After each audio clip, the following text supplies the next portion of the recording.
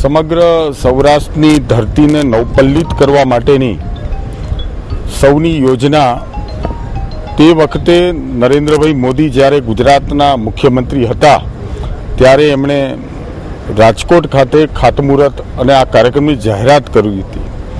એ આજે વડાપ્રધાન તરીકે એનું લોકાર્પણ કરવા માટે આવતીકાલે જ્યારે આ કાર્યક્રમમાં આવી રહ્યા છે ત્યારે સમગ્ર સૌરાષ્ટ્રભરની અંદર આ યોજનાની સાથે લોકોની લાગણી જોડાયેલી છે।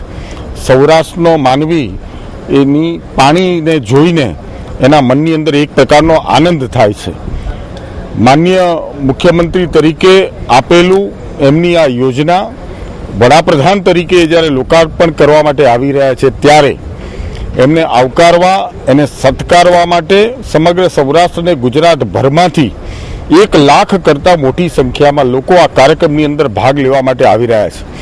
મારી માહિતી પ્રમાણે સૌરાષ્ટ્રના કેટલાક જિલ્લાના કેટલાક ગામોની અંદર લાપસીના આંધણ બનાવીને આ કાર્યક્રમને આવકારવા માટે ખેડૂતો વિશેષ કરીને આનંદની લાગણી અનુભવે છે। આવા કાર્યક્રમની અંદર રાજ્યના પોલીસ તંત્રએ અસરકારકતાથી આ કાર્યક્રમની અંદર લોકો કાર્યક્રમ માણે અને કાર્યક્રમની અંદર સહભાગી થાય અને નરેન્દ્રભાઈ મોદીને સાંભળે એમને જોવે એના માટે પોલીસ તંત્રએ સંપૂર્ણ વ્યવસ્થા કરી છે। રાજ્યના પોલીસ કર્મીઓના 2000 કરતાં વધારે જવાનોથી માંડીને ટોચના અધિકારીઓ આ કાર્યક્રમની સમગ્રતયા વ્યવસ્થાનું નિરીક્ષણ કરી રહ્યા છે। સીસીટીવીના કેમેરાના માધ્યમથી આ કાર્યક્રમ પર ચાંપતી નજર રાખવામાં આવેલી છે।